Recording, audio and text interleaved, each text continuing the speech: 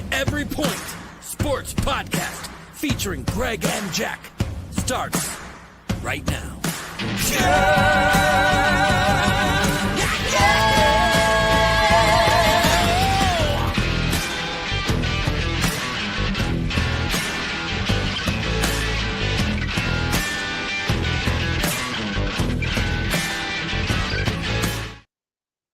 Welcome in, everyone, to the Every Point Sports Podcast. I am Jack Stash from Fantasy Farm Sports. We've got Greg, the OldGamerGK, with us. Let's jump right into the games. Absolutely. Real quick, before we get into games, I want to talk about this, the NFL referees. Anybody that watched the Thursday night game, the Ravens game, likely was called not a touchdown. We all know that was a touchdown. We watched the Thursday night game. The touchdown that they called for Pitts, his elbow was down before his butt was down. Clearly. Are you kidding me? Clearly. Are you kidding I me? shut it off what thinking is it wasn't a going on? touchdown. These refs are getting as bad as the Scabs ref last time they went on strike. It was so bad. It was so bad. And then the Tampa Bay Buccaneers can't say anything. We shouldn't have let that. What do you mean? If officiating isn't part of the game, but because it is, officiating is a part of the play, I should be able to talk about it after the game. Exactly. Yes, we missed some plays. You know who else missed some plays? The elbow and the ass play. Yeah. It was elbow then ass. Listen, these refs, they're getting coaches fired. Teams are losing games. They're losing playoff chances because these refs aren't making the right calls. NFL came out with a statement 2 days ago. Again, I want to preference this rant by all the information that I got from Mike Florio. He's the one that actually went on the rant, and a lot of what he was saying really seeped in, made a lot of sense, and I thought that our viewers should know. I love this. Go ahead. All right. Now, back, was it through last time, I forget how many years ago, the NFL refs, they had a contract. Scabs came in, did a horrible job. We were banging the table. We need refs back. We need the refs back. NFL said, okay, they caved, whatever you guys want. In the contract, it says that they are not to be bothered until May. Do not bother me with nothing until May hits. Once May hits, give me the new rules, and then that's when we'll go. So from the end of the Super Bowl all the way to May, they are not to be bothered. They are not to be accountable for any calls. No calls. They are not to be accountable for it. The NFL is not allowed to call up and say, listen, this ref cannot do this because they're A, B, and C. Now, they could be demoted from a Super Bowl, but again, that's the refs doing it, not the NFL. And the refs are doing it to save face. Mm-hmm. All right? Another thing, the people that we hear about in this room in New York, nobody knows who the hell they are. Wait. Nobody knows what refs are in that room. No, I'm dead serious. I am dead serious. Nobody knows who they are. I'm sure there's somebody that knows who they are. I'm sure the NFL knows who they are. But there's nothing that's released saying this ref is in the room. This ref is making the call. So these magical calls to New York. What did you say before the podcast? It's so the great Oz. The great Oz behind the curtain. That's who's making these calls in New York. Great. Just saying. Fantastic. I am just saying. Dorothy, Toto, Tin Man, Lion. Yes. Exactly. Scarecrow. That's what we're living. The Wicked Witch of the West, or whatever she was. That's what we're living. We're living we're living in the Wizard of Oz. Yes. Okay. With the technology we have these days, for the multi-billion-dollar industry and these teams, what they're worth now, we need full-time refs. And the NFL came out with a statement that said, just to let you guys know, the contract's done in May. So the ref's contract is done in May. NFL came out with the statement. Roger Goodell came out with the statement that said, we need to do something.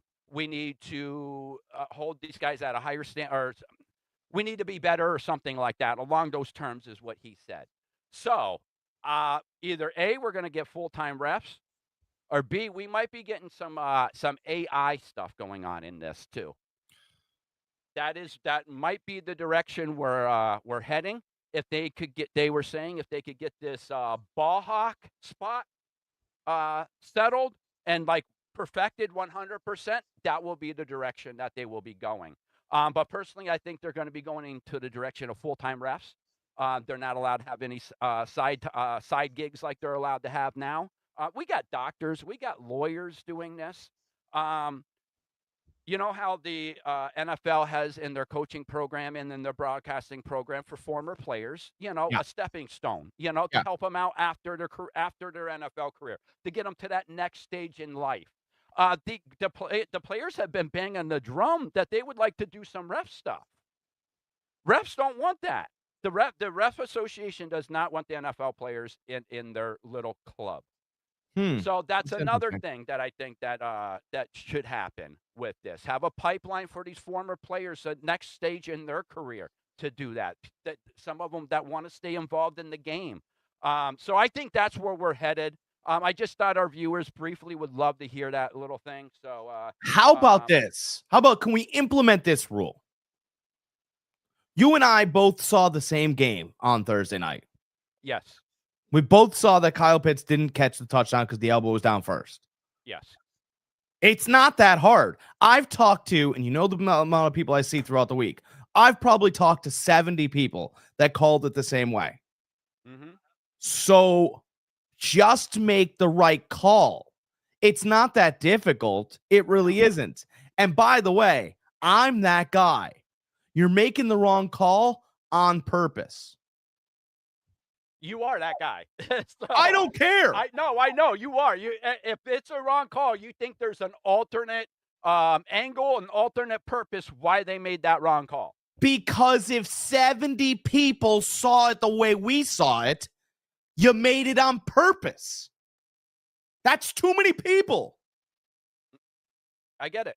That's Cosby charges. No, it is. Once you get to a certain number, you're like, brother, there had to be something going on. That's 45 women in 2 days. Yep. No, but I'm just, I don't mean to put it that way, but I talked to a bunch. I go, do you think that was a touchdown? They go, no, the elbow was down first.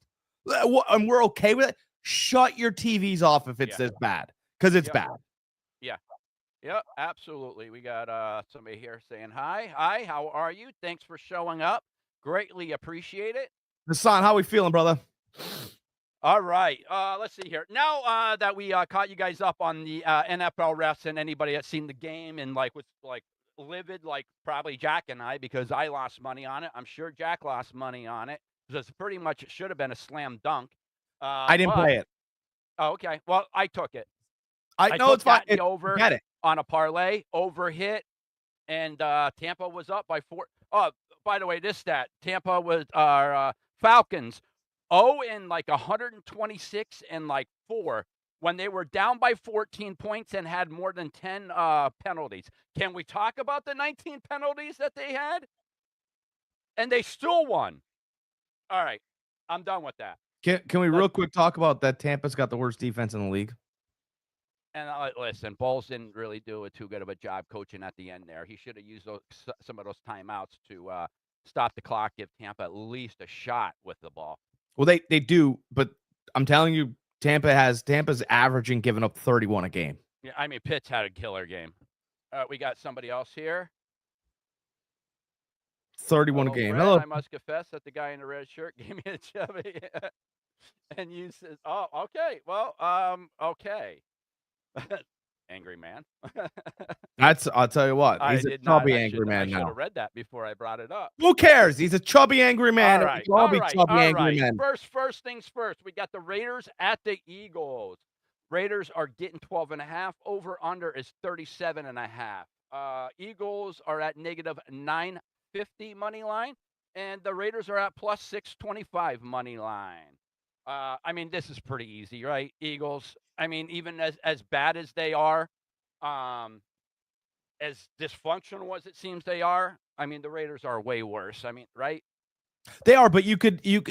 I'm not taking the 12.5, by the way. Here's the thing. Here's the thing. The only thing I do want to say, right, is that somehow, some way, Denver was pounding the Raiders, and then all of a sudden the game slowed down and the Raiders covered at the end. So I do want to at least mention that it does seem that the Raiders somehow are going to cover this. I don't know how. Don't make me but I'm just saying. I'm be not very taking the careful. points. Okay. I'm taking the money line. I just want to be very careful because everybody looks at this and they go, wow, the Eagles will win by 30. Yeah, No, they should. No. The old Eagles would win by 30. This Eagles, I think, is going to win by a touchdown. I think it's going to be way closer than the 12.5, but I'm not touching the points. I'm taking the money line on a parlay with something else. That's what I'm going to do. Philadelphia beats the Vegas Raiders at home, and there are at least 7 injuries and 1 death to the fans. Okay. No, I'm saying Vegas isn't. You think those Vegas fans are cute? They're not. No. All right. 7 injuries, 1 death. That's my prediction. Next, I'm got not the telling Buffalo you it's Bills fun. at the New England Patriots. Bills are giving 2.5. Over under is 49.5. Bills are negative 142 money line. Patriots are at plus 120 money line. I know you and I talked briefly before the podcast, but I'll start off by saying I'm going to take Buffalo here. My gut tells me the Patriots, but my head tells me Buffalo. I'm going with my head this time. Patriots have been on a winning streak. They've been looking good. Buffalo's pretty much they have to keep winning to stay in the playoff hunt, to stay up there. Josh Allen looked like Superman last week. Could not believe what he did. So I think that continues this week. I like Buffalo. Here's what I want people to do. Just take a deep breath. There you go. I just want you to take a deep breath because I think you can get a better number on this game. This game was 1 point, and now it's moved to 2.5. I've got 2 down here, but it was 1 all week. I think if the New England Patriots get the ball first, they will move the ball. Cincinnati moved the ball last week. So I believe that New England Patriots will move the ball. With that being said, you can get a better number on Buffalo on the money line than minus 135, and you might be able to get this -2 turned into a +1. That's my thoughts on this game. I love Buffalo. I will be taking Buffalo on the money line, but don't rush in. Just because she's pretty and it should happen, right, doesn't mean that she's going to like you. Don't rush in. Don't start house shopping. Let's watch that game, right? Let's see if she even likes the same movies you like. There's no reason to rush into this game. Let's kind of just feel the momentum. Take that deep breath that Greg did. We want to take Buffalo here, though. Divisions are built to split games. So each team builds their team to win games inside the division. And then if they're better than that outside the division, well, so be it. Then they have a playoff run and a Super Bowl hope. But always understand, if you don't get over the first hurdle, you'll land flat on your face right outside some clay on the track, stumbling, much like Miami did in this division. Although from the depths of hell, the Miami Dolphins are back. We'll get to them later. But if all things are equal here, I'll take the Bills, and they split with the Patriots 1-1. That's what Greg was talking about, that he'll take his brain and his head over his heart today. Yep. Well, not my heart, my gut. Gut. Because my heart's just with San Francisco and Bama. Oh, here we go. They don't have love affair again. All right, next we got the Cleveland Browns at the Chicago Bears. Browns are at plus 7.5. Over under is 38.5. Browns are at plus 295. Bears are at negative 375. They're talking about some pretty nasty weather there in Chicago too, which weather's bad in Cleveland too, so that really doesn't matter. I like the Bears here. As long as Savansky's coaching the Browns, I'm picking against him. He's done at the end of the year. After last week, Shedeur Sanders had a killer game, a game that you dream about, and you spoil it. Listen. Tell me about my Shedeur Sanders. You tried this 2-point conversion against San Francisco. How did it work out for you? It didn't. Why try it again? You got a guy that brought you back into the game. You're down by even digits, even numbers. You don't go for 2. Browns in Atlanta, you don't go for 2. Or if you do, you keep your freaking quarterback in and you don't go to Wildcat that you couldn't get 2 weeks ago. You're trying to be too smart. You're trying to say that in that situation, I believe you're trying to say, listen, I'm better than Shador.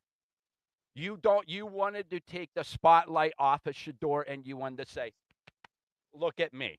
Well, you know what? Pie got thrown in your face and you're fired at the end of the year. My rant's done. Jack, go ahead. I just want to know. I just want to ask at this point, who's the better pro quarterback? Is it Cam Ward or Shador Sanders? That's all I want to know. We all know it's Just tell Shador me. Sanders. No, please just tell me. Tell me, because I told Shador. everybody in April. He had better pocket presence. He knew when to run. He doesn't run a lot. He can manipulate and maneuver. He slides. He's a little slippery. Oh, but he's not a great athlete. He's not. He just has enough speed. He just has enough slipperiness. He's not looking to run because I'm telling you, he's got a great arm. It's not the best arm I've ever seen. It's a good arm. It's a good arm, but it zips the ball in there. Right? Yeah, but he pats the ball. Watch everyone else. They pat the ball too. Yeah, he needs to stop patting the ball, though. That's a big thing that they pointed out last week, and I was watching him, and yeah, he's right. Even Brady was saying the same thing. You're right. A lot of other quarterbacks do that, and that's a bad habit that a lot of coaches want them to break. Yeah. And I think in older leagues like the 1980s and like the 1990s, you probably couldn't get away with patting the ball. But since you can't touch the receiver now, you got that extra second. Okay. Yeah, but the thing about patting the ball is if you can get a rhythm down as a corner, which, listen, these guys are the best of the best. These guys pick out a rhythm where nobody sees it. You know, you could jump a route or two. And I'm not saying all the time, but if you could do that one time a game, you know and I know one turnover is all it takes. I think you can, it's just as like, and this might not be the He's young. He's young. So, He's not going to do everything 100%. Donovan McNabb used to play on his heels. So what they did in practice is they put these little things around to where he only could throw off his toes, like to stay on his toes. And he finally got better at doing that because every time he threw off his heels, for how his body was built, he'd throw them into the ground. That's why he threw so many ground balls, right? And so this whole patting the ball thing, yeah, you can dial it back a little bit. He'll probably always still have a little bit of that tick in him. But 367 yards and 4 touchdowns. I said he was more pro ready because my eyes are better than everyone. I don't know if he was pro ready at the time. We don't know that. I'm going to tell you why he didn't play. I'm going to tell you, he gave you the answer why he didn't play last week.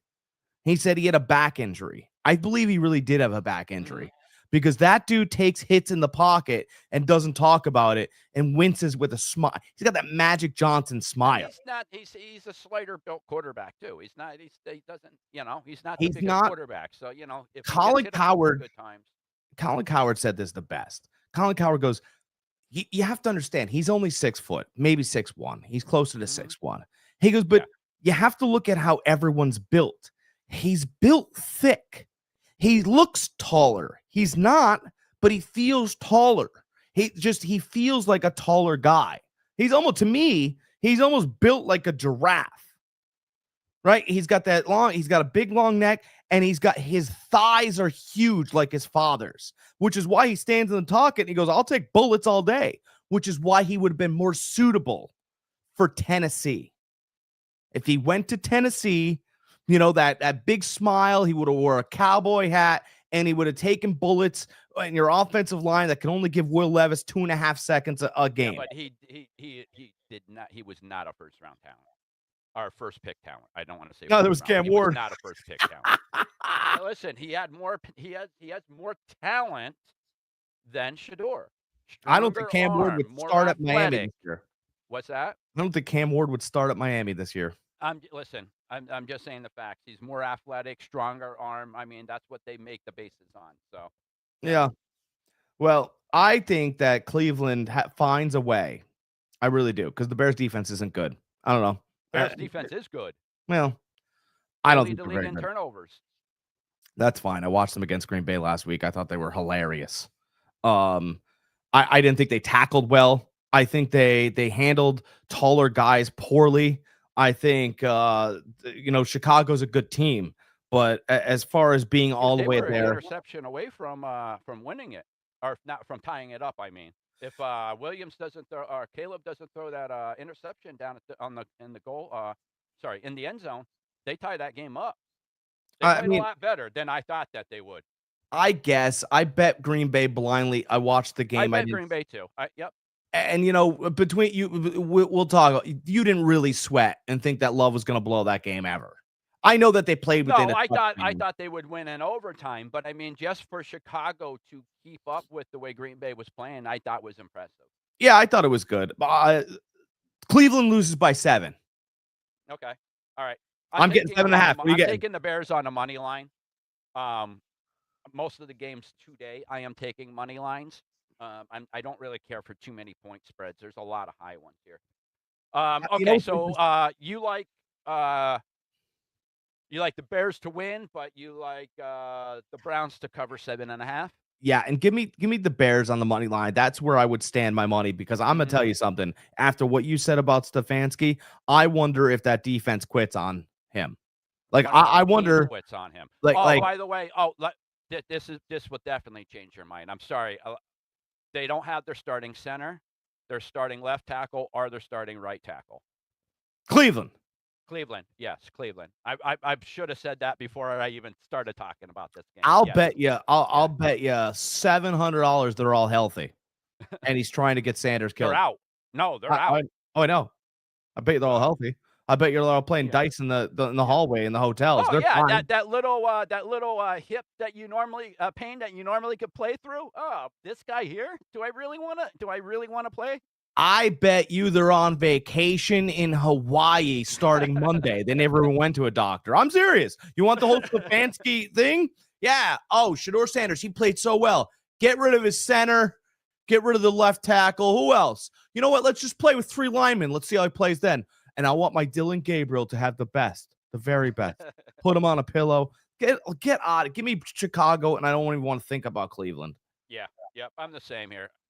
Real quick, shout out Nick. He says he loves it here. We love having you here. Hey, there he is, our guy. Delonso, thanks for showing up. Hi, how are you? H3T. I like it. How are you? All right, next we got the Baltimore Ravens at the Cincinnati Bengals. Ravens are giving 2.5. Over under is 51.5. Baltimore is negative 162 money line. The Bengals are at plus 136 money line. Listen, I picked the Bengals last week over Buffalo. That was going to be my upset. They should have pulled that out. If it wasn't for that 2 back-to-back series with Burrow, the pick 6, and then immediately next series throwing another interception, they win that game. Burrow played lights out. I like Cincinnati here. I really do. Baltimore, that's not the Baltimore team we're accustomed to seeing. It's not. This is a down year for them. I think they know that. They're trying to scrap into the playoffs. It's at Cincinnati. This is a division rival just as much as Cincinnati, Pittsburgh, Baltimore. That 3 group right there, they hate each other. Those 3 teams hate each other. So This is going to be a scrapping game. But no T. Higgins this game, from what I hear. He's on the injury report, concussion. But I think this is going to make a big game for Chase. So I'm rolling with the Bengals here. This game here, I will take the 2.5 that I'm getting, but I'm not afraid to take the money line plus 126 or 136. You can make yourself a couple extra bucks on that. Yeah. I like Cincinnati here. Cincinnati has played consistently. But let's see. They played and they beat. What was this? This was just a couple weeks ago, right? Just a couple weeks ago. They went into Baltimore and won. Right? They were 7-point favorites. Burrow's first time back, and they won that game. And we often talk about divisions and all these other things, and get back games and stuff like that. Wasn't that Lamar Jackson didn't play very well that game? No, and he hasn't played very well at all this year. Somebody mentioned to him during his press conference this week that he only has one run this year over 20 yards, and he was like, "Really?" He couldn't believe it himself. Hmm. Okay, so that sounds good. I don't care what the prop bet is. Let's see what the prop bet is while we're live. Why not? Right? Hmm. Let's just player props. Let's go to rushing yards. Like let's just have some fun with Lamar Jackson over or under 33 and a half yards. It's the favorite is the under, but I think the over could come in 33 and a I half think the yards. over could come in. Listen, it's Cincinnati's defense. The only reason why they win games in games is because of their offense. Their defense is horrible. By the It's one way, of the I think worst defenses in the league. Lamar had what, 5 turnovers in that Cincinnati game, right? That Thursday night game, he had 5 turnovers. Yeah, something like that. It was, yeah. Okay, so let's do this. If they didn't have 5 turnovers, I think they controlled the clock. I think they had the most yards. I think they did a lot of things great. And they So should have because it was in Baltimore. right. I'm gonna take Baltimore here. I like Okay. Baltimore on the money line. I'm gonna go Okay. on I record. like I think Baltimore. Cincinnati. So Jack and I are split on this one. Yeah, I'm gonna take Baltimore. I think they get back. If they don't have those 5 turnovers, they actually win that game. I agree. If they didn't have those 5 turnovers, they win that game. But this is a different Baltimore team. This is a different Cincinnati team. It's in Cincinnati. I honestly think the Bengals walk away with this. Not walk Okay. away, not run away, not walk away. This is definitely going to be a close game. That's why I'll take the 2.5, or I'll even take the money line. Okay. Next, we got the Arizona Cardinals at the Houston Texans. Cardinals are getting 10.5. Over under is 42.5. Cardinals are at plus 455. Texans are at negative 625. Again, this is a money line game for me with the Texans. They're far and above, way better than Arizona is. You and I talked. Arizona's a better team with Brissett back there, but they're still not a good team right now. Um, Wilson is a good receiver that they have. He looks like he's going to end up being the number one, and it looks like Harrison's going to end up being the number two there, unless he can really turn it on. They really don't have a running game. Their defense isn't really all that good, but Houston's Texans is one of the best defenses in the league. C.J. Mhm. Stroud is finally playing pretty good ball. They're starting to run it with that rookie and with Chubb. So listen, the Houston Texans are playing. Uh, they're on their way to playing their best football of the year, which that's what you want to see the closer you get to the playoffs. So I like Houston here on the money line. 10.5 is way too much for me to touch, even if it is Arizona. Yeah, I mean, well, at this point, we just have to admit it. Houston's the best team in Texas. Oh, absolutely. They're the best team Absolutely. in Texas. They have a much cooler logo. I think the logo is a lot cooler than just the star. That cow's head with the star is much cooler. Hmm. It is. And they have a dominant part of the football. Like Dallas's offense is good, but it's never dominant. You're never like, Hmm. wow, I mean, they score points. Yes, they do, but not dominant. If they were a dominant offense, they would have shown Denver's defense some scare up in Denver. They didn't, right? Houston goes everywhere, dragging a big club on defense. And by halftime, you're like, yo, we got to get out of here. That's what you're thinking. We just got to get out of here. This Hmm. team is swinging every single play. They look faster, bigger, better, stronger. I can't say that they're that Baltimore Ravens defense, No, but but they're young too. They're they're very young. starting to make me feel like the Legion of Boom. Will Anderson, Mr. Anderson, he's Hmm. a damn problem. And I know we talk about Myles Garrett and TJ Watt.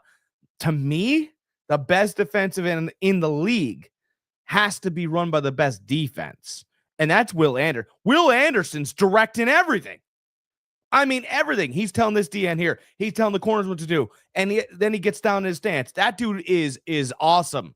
Micah Parsons is very good too. But for my money, give me Will Anderson all day. They club Arizona. Listen, I'm a huge Anderson fan. I mean, he's from Bama. I love them there. Won a national championship with us. Um, Miles Garrett by far is best defensive end in the league right now. He is he is going to go down as one of the greatest defensive ends ever to play the game. He's going to own the sack record this year. Anderson to me is the second, but Anderson's way younger than Garrett. Anderson still has room to grow, so I'm not taking anything away from him. For me, I this defense is just it's nasty. It's nasty. It has that it has the head coach's personality. The head coach played for Alabama. He was middle linebacker for Alabama. He played for the Houston Texans. Like, he is the Houston Texans. You gotta Ric Flair, right? He says you gotta beat the man to be the man. Right? Right. Yeah. Think about No, I did not. Think about that. You got to be the man, or you got to beat the man to be the man. That's what Ric Flair said. Mm-hmm. Well, let's take a look at Houston's resume. Smash Buffalo. I mean, made Josh Allen's life terrible. He really struggled that game. Anderson got on him for one and dropped him the rest of the game. Then, for an encore, we'll just beat the hell out of Patrick Mahomes on national TV. Who else wants to come in here? I mean, and these are road games. Houston's the best team in the AFC. I understand records and the Patriots. Let's see Texans Patriots. Let's see it. Because listen, I think Vrabel's a tough guy, and I think he wields a mighty sword. But as far as the club, Houston's bringing the club every single week. I feel bad for Jacoby Brissett today because he's not quick. He knows the game, but he's going to be absolutely abused. Yeah. He even with Houston's defense, when they were on that losing streak, that defense was still good. So yeah. All right, next we got the LA Chargers at the Kansas City Chiefs. Chargers are getting 5.5. Over under is 41.5.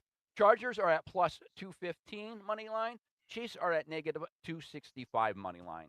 Listen, I'm not touching this game. I've taken the Chiefs the last 3 weeks, and I've lost every freaking time on them. They are officially eliminated if they lose this game. So, Chargers won last week when I didn't think they were going to win against the Eagles. Chiefs lost when I thought they were going to win. I forget who they played. Houston. Okay. 5.5 is a lot. I'm taking the Chargers with the points here. I'll take so it was at 6. It got to 6.5, which I think that would be the safe number. Huh? Yeah, it would be the safe. It would be the safe number. It dropped the whole point, which is really interesting, right? I like Kansas City on the money line here. I do want to just kind of, as great as Houston was last week against Kansas City's defense held Houston's offense in the third quarter to negative 2 yards. A whole quarter.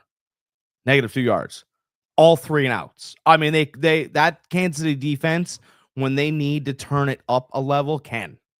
And wasn't there a call in that game too against Kansas City where a pass should have been caught and then they called it incomplete? Yeah. In the end zone.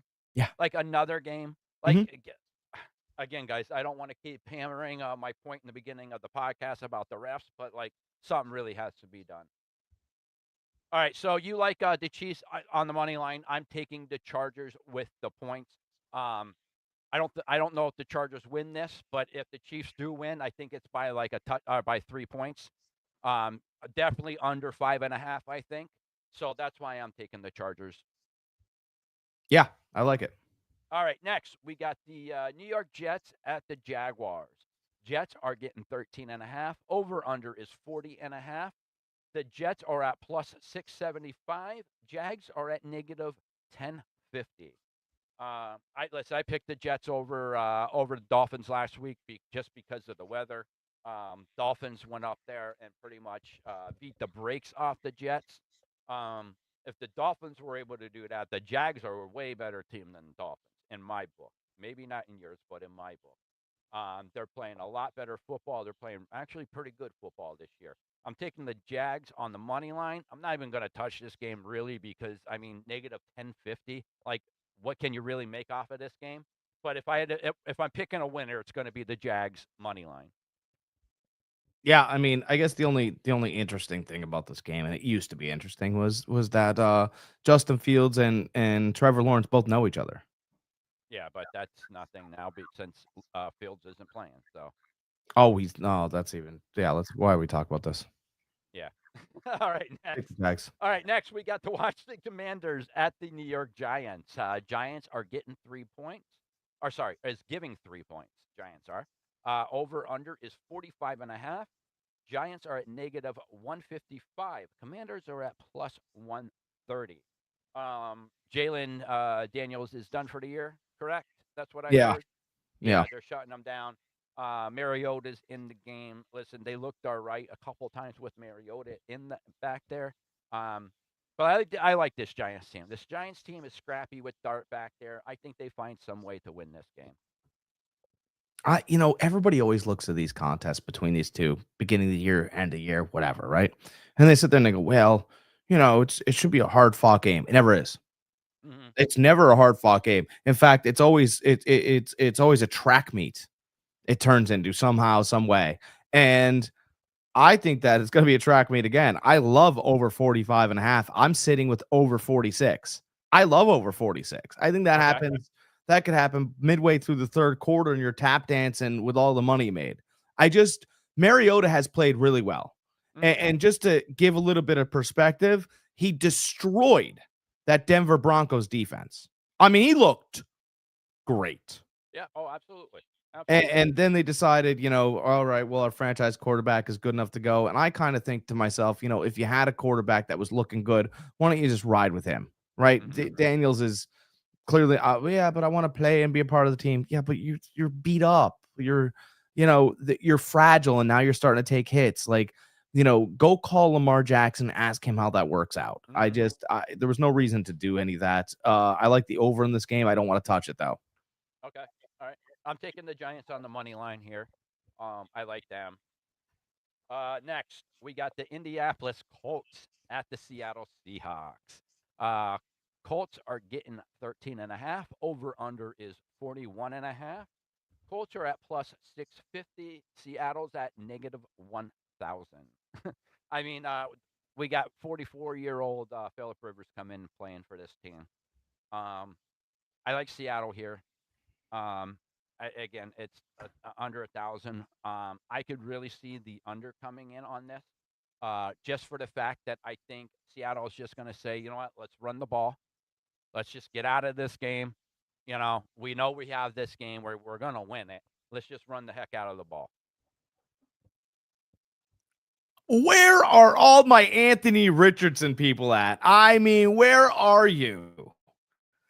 Where are, he's out of the league. Mm-hmm. You know that. After this year, he's out of the league. No one's going to take a chance on him. Do you know that there's been backdoor phone conversations and Philip Rivers has basically been, been given conference calls on the Colts just in case something happens to Daniel Jones for weeks and weeks and weeks now? At his high school games, he's been running the Colts offense to familiarize himself. Running the same offense. His son Gunner's the quarterback for them. Do you know how crazy this story is? Anthony Richardson, he's going to be a McDonald's worker. And that's not to knock McDonald's workers because you want that job and he doesn't. He's going to be forced into flipping burgers. In California, you're making $20 an hour. So yeah, but it's $70 an hour just to live there. So they're out on the street anyway. 13.5. I got new Old Man River.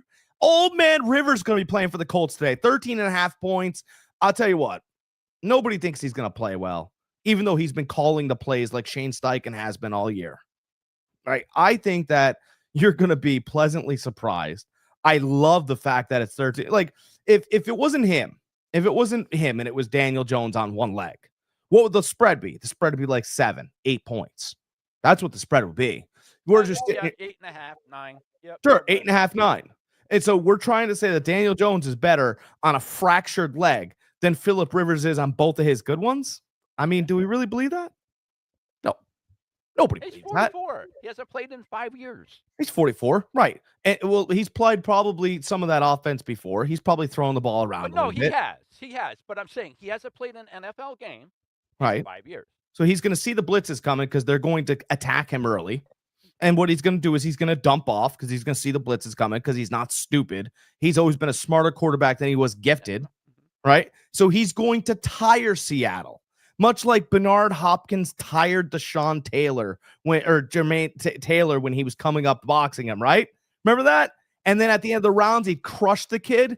I'm telling you, if you think Phillip Rivers is just coming here to party and go, yeah, you know what? Well, no, I'm not saying he's coming here to party at all. But I mean, let's not paint a crappy barn red and call it brand new.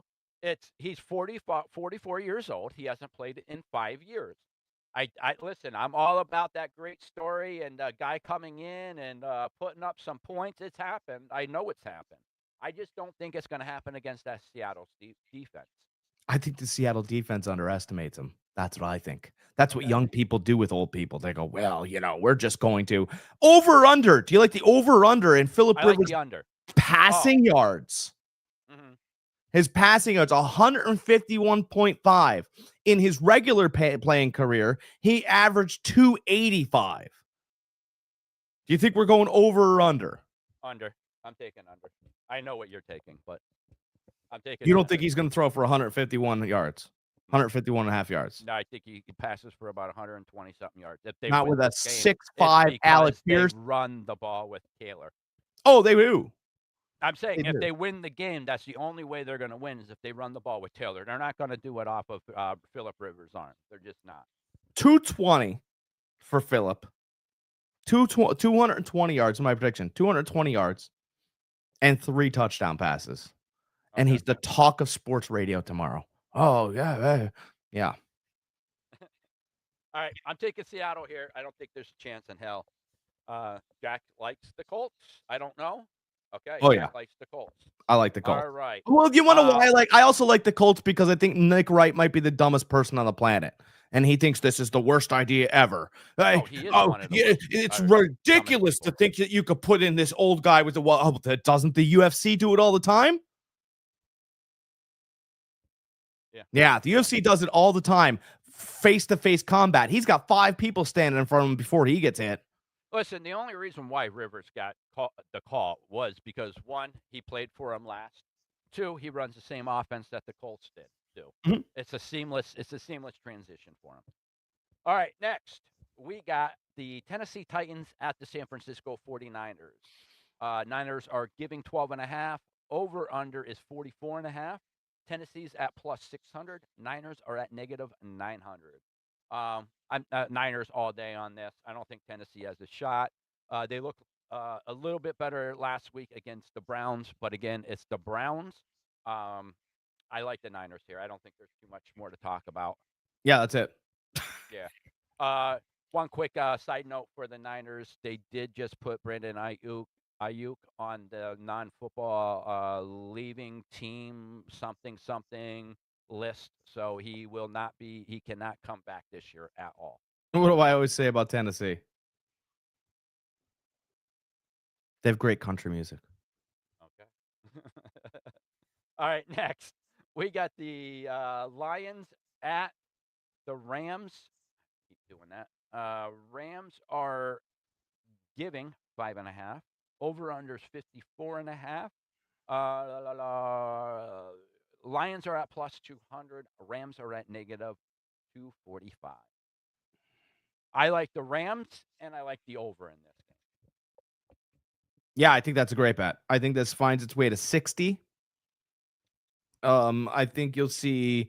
I'll also take the over on Dan Campbell going on at least 3/4 downs. One of them won't make sense. Absolutely. And the reason why this is a 6-point spread is because there's one coach that can do math and another can't. Yeah. Yep. Yeah. I mean, I will say it until he's not. Dan Campbell's commercial for Applebee's was an apprenticeship. That's where he's going to be working if he keeps doing math this poorly. Listen, he might become the manager there one day. Maybe he's a great motivator. Right, he screams in a room great. Oh, so then therefore you could give good lineups, right before your shift. Remember the lineups or what was that? What we called it at Outback, the powwows. Who's gonna sell the powwows? Let's go. We can do it, guys. Let's make that money. I want boneless bites out the window. This is our fourth down. I like the Rams and the over here. Yeah, You like same? Yeah, I love that actually, All and it's a right. great parlay spot. Absolutely. Next, we got the Green Bay Packers at the Denver Broncos. Packers are giving 1.5. Over-unders 42.5. Packers are negative 122 money line. Denver's at plus 102 money line. This is a tough game, but ultimately I think the Packers win this game. I think they do just enough to get by. Denver's defense is really good, but Packers' defense is pretty stout themselves. I think the advantage is the Packers' offense. And I think Bo Nix just makes just one mistake this time to cause them to lose. So, I like Denver's defense. They kind of got a problem. They have a severe. So the guy that's on the opposite side, forgive me for his name, but he's the opposite side cornerback of Surtain. Okay, he's real physical, but he's too physical. In fact, he's got the most pass interference calls in the league. So, okay, I'll either put Christian Watson, a speedster, on him, or I'll put Dartavian Wicks, who's 6'5", on him. He's going to have to grab either one of them. He doesn't have the physical. He's tough. Don't forget, they have Reed back now. I know, that's their speedster. That's the guy they give on reverses, end arounds. I feel like he's the guy that really stretches a defense. So don't forget that the Packers have Reed back. That's a big thing. He could probably match up with those guys, but as far as physical nature and grabbing, and that's where not physical wise. That's where he can knock Reed down at the line of scrimmage. He's good with his footwork there. It's when he gets out into the longer field, 35, 40 yards, where Watson excels, where Wicks, if he catches the ball, excels at 6'5". This guy's gonna have problems with it. And if we're being honest here, McGarry from Michigan and Micah Parsons from Penn State, those guys close on a quarterback really quickly. And I like Bo Nix, but he's trying to be too cute and too perfect at times instead of getting the ball out of his hands. And I don't know how, but Micah Parsons, when he gets started, he doesn't look fast. And then all of a sudden, those hips move so fast, he's on you. Like his middle speed, if he was a track runner, right? His beginning speed, his middle speed is so fast. Alvin Kamara doesn't have breakaway speed, but when he hits the hole, he's there. Some guys have different kind of speeds, and there's different ways to measure these things. And I just think that if Bo Nix makes slow decisions, he's going to have Parsons on him, and he's going to be running to his right all day.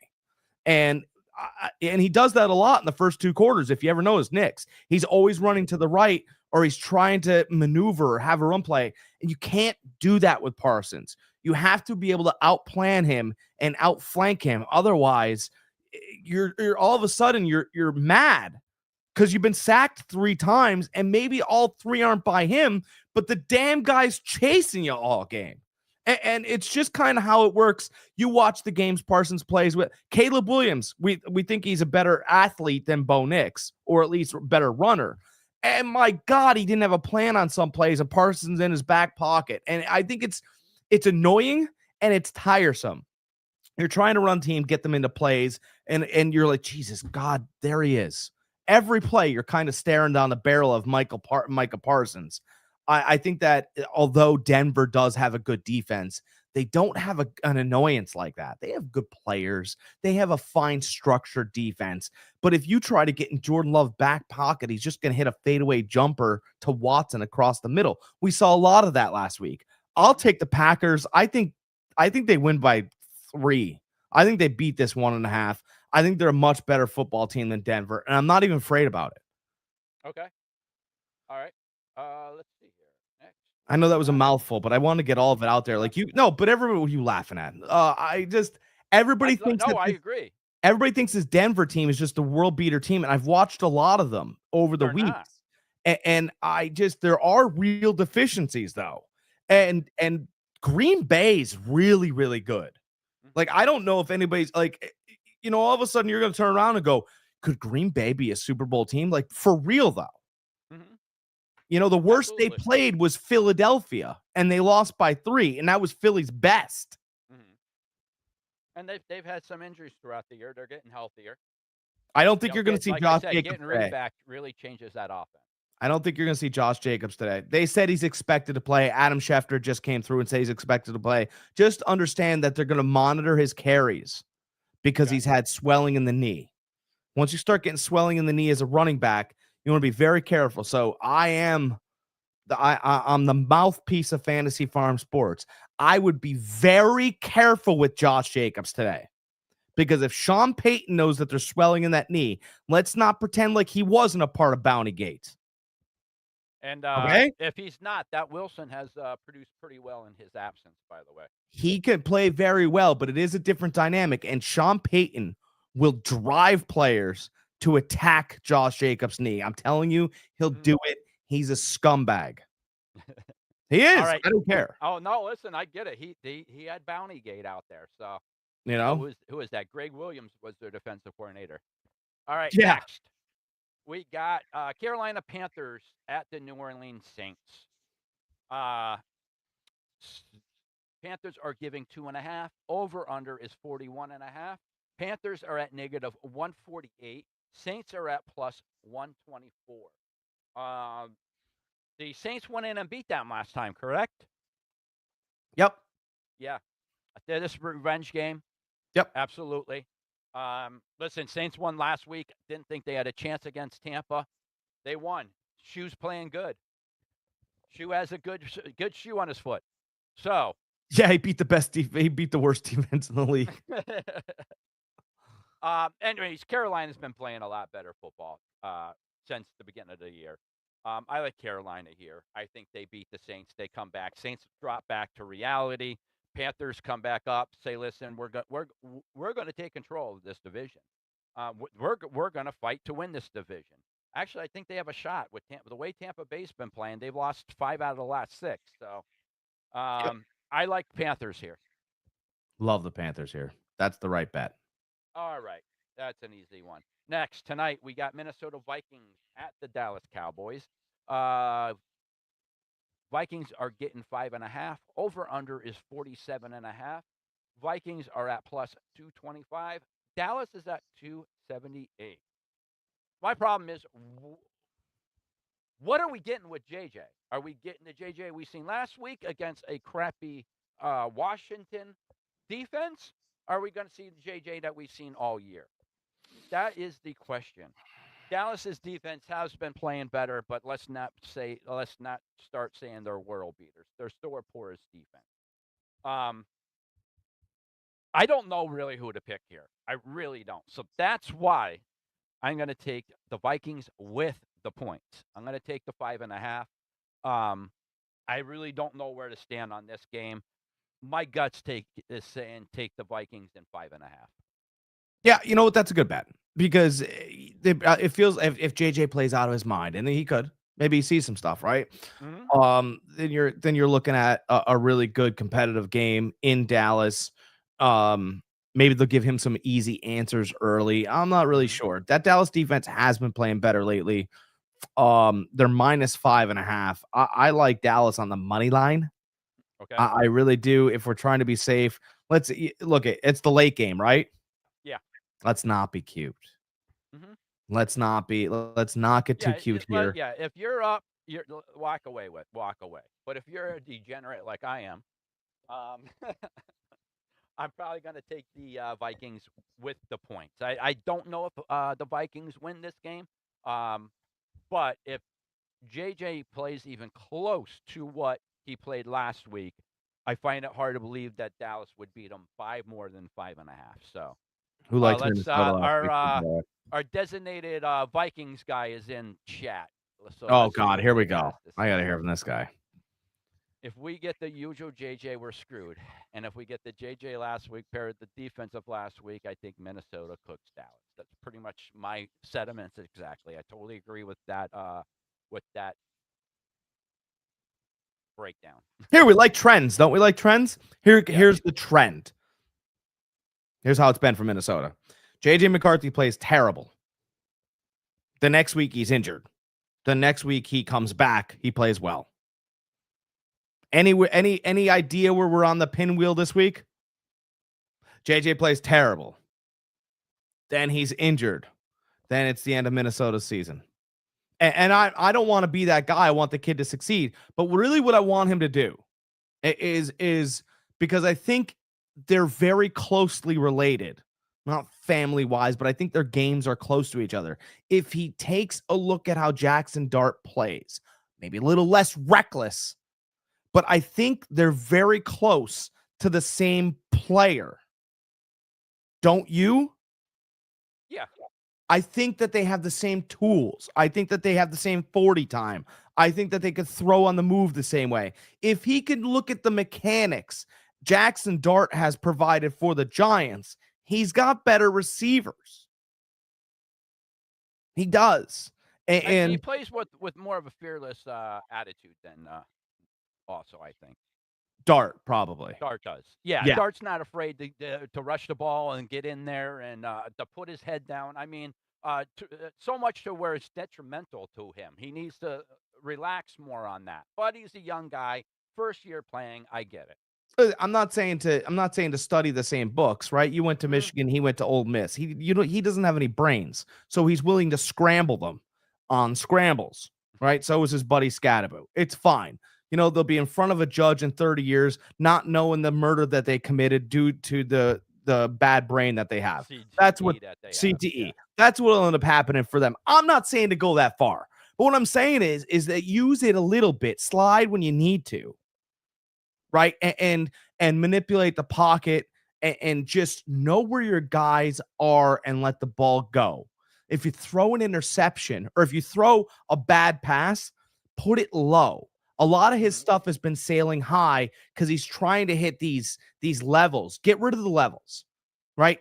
Start throwing the levels when you get hot. Maybe he's that type of quarterback. You got to get hot. A lot of guys are rhythm quarterbacks. That's fine. How about you catch a dump off that was supposed to be right here and you hit him right here? Then you hit another pass across the middle, right? Right in the guy's chest. You throw two good ones. Now the third one, now you try to hit your levels. Don't eat you ever eat a whole pizza at once? Like the whole pie. You order the whole damn pie. You take the circle, you pick it up, and you try to eat it. No one does that. One bite at a time, JJ. Come on. You studied for those tests at Michigan, one bite at a time.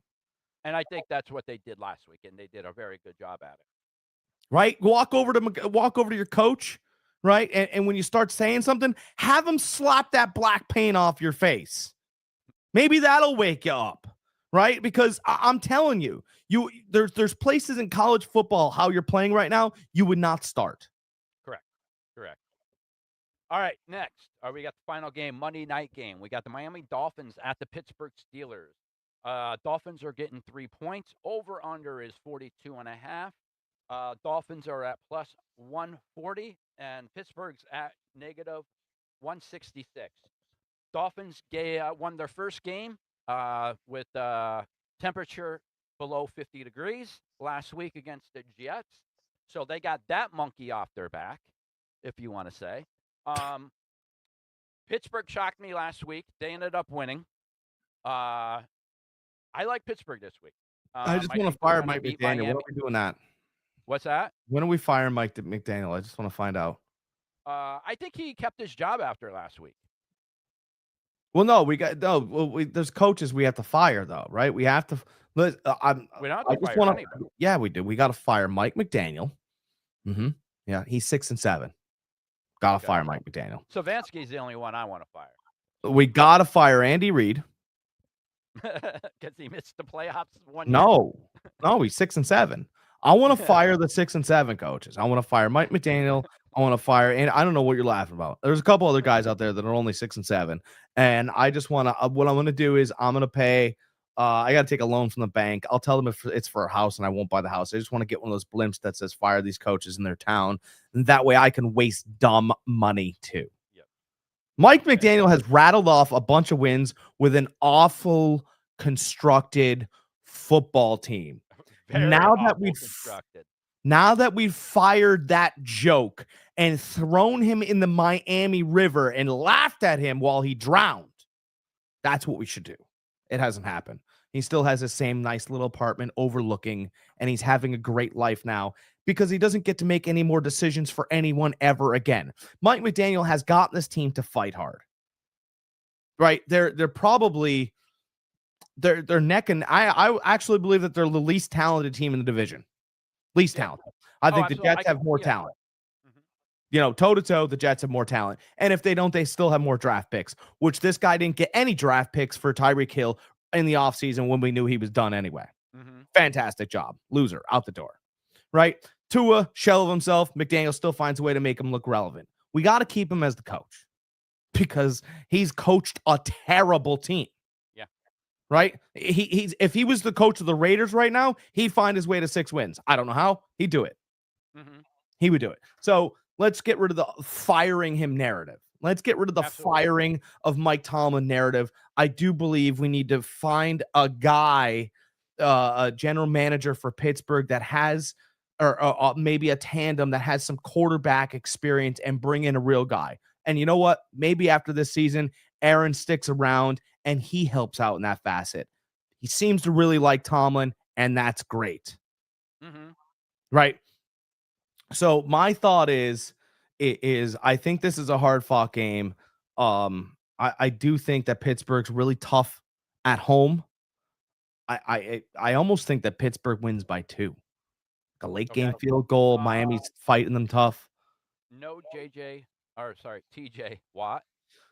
During the week, he was getting dry needle treatment.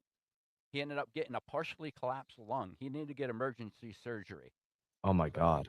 yeah. So, yeah, he's all right. He's good now, but he will be out for a little while now. So we'll see when he gets back.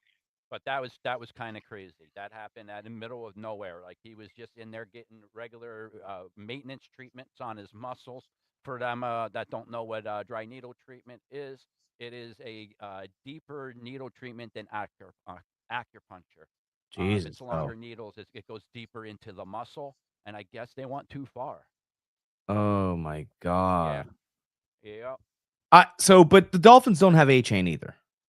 No, no, no. But I mean, listen, that could make Pittsburgh's defense play more inspired football. We But see like, it who tons did of the times. Dolphins have? Like, who's the Dolphins player? Like, who are we gonna get right? Like, who is it? Mhm. You got Tua, who's always thrown to speed, and now you don't really have anybody. And listen, their winning streak wasn't because of Tua. Look at his stats. Look at their running game. They've been winning because of their running game. Yeah, it's because you know what it is. It's that idiot from Yale switched the offense, and because he's so stupid, they started winning games. Wait a Yeah. minute, I'm so confused. And like, Sometimes I don't know listen, what I guys, say. when McDaniels was up in San Francisco with Kyle, we had the #1 rushing offense. So, you know. He's a great coach. Listen, I never said he wasn't. I just said he couldn't lead men. I'm gonna We tell you always what. said that's why they needed Gruden in there. But Let's move. he's showing these last like 4 games he could lead some men. Let's move. Let's flip places. Let's move him. Let's move him to um. Let's move him to Detroit, and let's move Dan Campbell to Miami. Then what'll happen? Miami will continue losing, and Detroit will be back up scoring 30 points a game like they were with Ben Johnson. Miami would be losing bad. Yeah. All right, we got the game started. We got to get off. All right. Real quick, Nick always shows up in our chat, and I just want to give a quick shout out to him. He has a place on Facebook called My Buddy's Kitchen. He is a chef. He does wonderful, wonderful work. He does catering, but one thing he does that I absolutely love is his cheesecake. So reach out to him on Facebook, guys, if you guys want a cheesecake or any catering events. Again, it's My Buddy's Kitchen. He's unbelievable, and his cheesecakes are phenomenal. They are fresh made. They are homemade. Even the blueberry toppings that he puts on it, that's all fresh. Strawberries, Ooh. all fresh. So My Buddy's Kitchen, make sure you check it out. I just wanted to give him a quick shout out because he's always in our chat. All right, Chef Nick, baby, check him out. All right, guys. As always, make sure you guys watch Fantasy Farm Sports. Make sure you watch OldGamerGK over on YouTube. Hit the like button, hit the share button, hit the subscribe button, and as always, be excellent to each other.